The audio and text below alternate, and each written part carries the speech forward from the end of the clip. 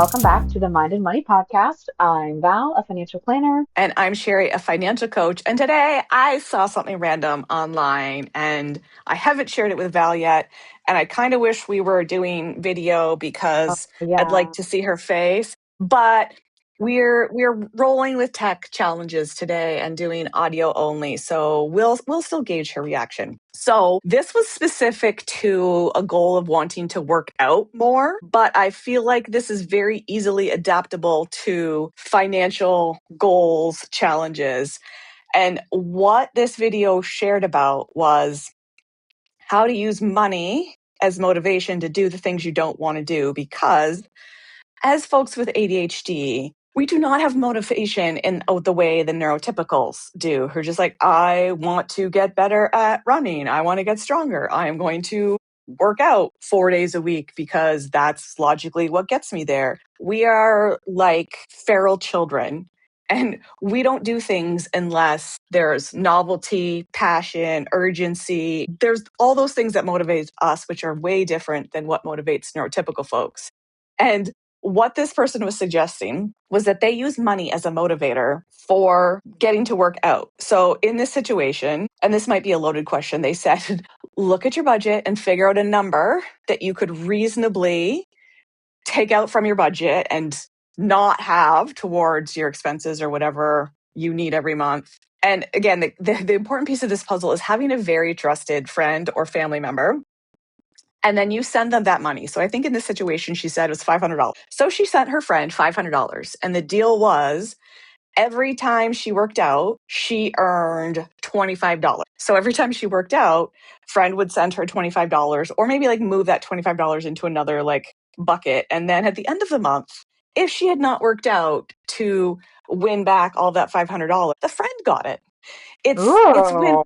it's kind of win-win. Like you're asking your friend to do some extra administrative work for you, but then the potential's there. And I just kind of go to, if I'm the friend holding the money, I'm going to maybe do things or say things to you to try and demotivate you because I want to have the money. But I also see another way you could level this up is the money doesn't go to the friend, or maybe half of it goes to the friend and half of it goes to a charity or political person who you are against supporting. So then it creates even more motivation to, not only am I not going to get this money if I don't work out, Joe, the politician, is going to get it. And he supports everything I don't believe in. So it's just like, I really love this idea because not only does it have a huge motivator, you can frame it in a few different ways around your finances. So if you've got a goal you want to work towards, it's like for every dollar you save, your friend gives you $1 back from the account. Or if you meet,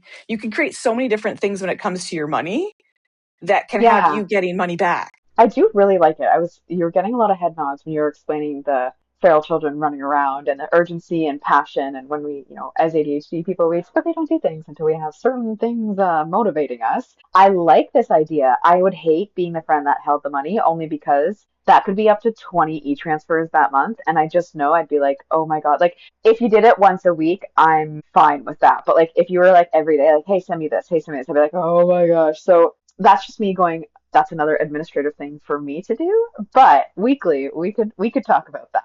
I love the idea of it being like you could lose, right? Like there's more true investment in this. And that like absolutely applicable to more than just working out. You could apply that to a whole lot of things and finances as well. So if you're able to save this much every month, then you get the full amount back or however you would do that. My brain goes into creativity mode on how we could make this less administrative for the friend or loved one, and like even more of a windfall for the person who's like taking this action to get motivation. Because if you do it all, so it's like once a month, we're going to exchange the money, Right. then it's more of a windfall for the person who's like giving the money, and it's less administrative for the person who's like holding the money. My brain also goes to the, maybe we have a joint account where we each have independent accounts and then there's a joint account and the money goes in there. There's so many different ways that it can be less of an administrative weight for the friend or loved one. But I also go into creativity mode. Like, oh my God, how can we set this up financially to help folks with ADHD hit their goals. And I've got about a million ideas, but it's going to vary depending on your situation. But I love the hesitation of, and this is something that I've used with a couple of clients before, where you're going to do X, and if you don't, and it's like I can't make them do this. But like if you don't do that, then $250 goes towards this political person that you despise. And that did Hmm. actually work, because even though I couldn't make them do it, they like verbally committed to it. Like, yes, I'll do the thing, and if I don't do the thing, I'll do this. Often that external accountability partnered with the weight of what happens with that money is contingent on you doing or not doing the thing. I Yeah. think both of Or those things pair together so well to create motivation where it might not live. yes, right. And if it's not money, it's maybe saying, okay, if you don't do this, then it's, let's say, I don't know, if you like loved collecting something, you're like, you have to sell one of those on Marketplace at the end of the month if you haven't done this, right? So finding out what matters to you. And I think too, like, let's say that you did all your workouts, you get the $500 back. You have to do something with that, and then it's a fresh 500 going to the friend. Because if not, you could just be recycling the 500. I feel like you gotta even up that ante. That's my opinion. You could be like, okay, that 500 goes into my tax-free savings account or whatever. It gets invested, and then I take 500 from the next month and I move that. That's my thought, Ooh, I never thought about right? that piece of the puzzle, but you're right. It becomes much less motivating if you're just like, on the 30th of the month, You Joe just transfers me send the it back, $500 back. And I just, yeah, it's like, no, I'll just keep it. We'll roll it over to next month. But right? I also like, maybe that money goes towards something that you want to do more of in your budget. Maybe it goes into your vacation or your fun money account or your impulse spending Yeah, account. So it's not only is it a reward that you get that money back, it's a reward where that money goes and what job you give it when it hits your bank account at the end of the month. Ooh, that's an important piece of the puzzle too, because it becomes like not that it wouldn't be important, but it just becomes much less significant if it's just like a revolving door for the same $500. Valid point. right, right. If it's just recycling it, then less investment in it. But if it's like, okay, I get that back and I have to give an additional for the fresh month, let the games begin. So I love it. I think it's great. And even I think the accountability is key because part of us goes, well, I could just have a savings account. I could just move it over. But that's really accessible and it's real easy to just borrow back from that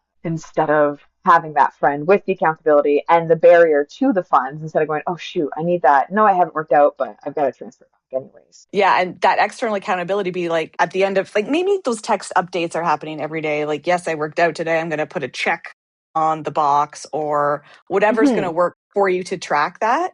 But telling that person, like, fuck, I was going to work out today, but I didn't. Or my goal was to save $200 this month and I didn't. So Right. just that accountability and the money reward motivator. The next I think that's just fucking genius. I agree. And I mean, with things like snap streaks, the next generation loves them and keeping them alive. So if it's just snapping your friend when you did that workout, and then that's that proof for you, you can save it in the chat or whatever it is. But we do like keeping, streaks going. So it's just adding a little bit more to that. Maybe it's not every day, but if it's 3 times a week, then that's your streak goal, right? So I like it. I really like it. I feel like I need to percolate on it, be like, how am I going to use this? But I feel like I am definitely going to use that. And this also has me going down a rabbit hole in my mind of revisiting an old business idea that I had around creating a challenge for a Hmm. specific amount of time where it's more of a sprint to do the things you quote unquote, like should be doing with your money, but creating a challenge and accountability within a group of folks who are all working towards the same things and being able to have some type of financial reward. So I did this in a financial coaching group once before, or maybe a couple times before, where they had this challenge where you did all of these things and you got points for them. And at the end of the challenge, the people with the top 3 points got financial rewards. And basically, I think the third place person got whatever they invested into the challenge back, and then higher for the second and third person. So I don't know. I think maybe this is me starting to be open to that idea again, more of like a financial sprint in a group Hmm. setting with a buy-in, but not like more of a low ticket buy-in. And It's like Yeah. fantasy sports, but ADHD accountability. Yeah. ADHD accountability to make changes with your money by setting like clear goals and having clear actions and then having the dopamine of like points and check boxes and financial rewards and competition attached to it.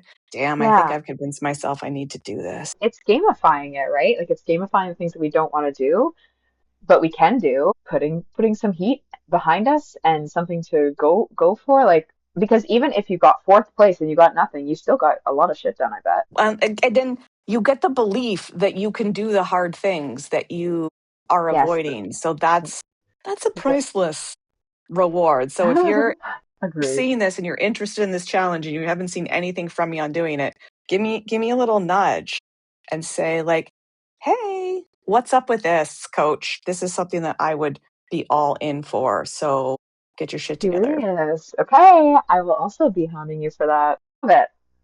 Yeah, careful. I might rope you into participating with me. Anyways, we are glad that you've been here. And if you've got a way to gamify something with your life or your money, shoot us a message and let us know because what you're doing is probably going to be able to help somebody else. So sharing is caring. So thanks for being here. And we can't wait to see you next time on the Mind and Money Podcast.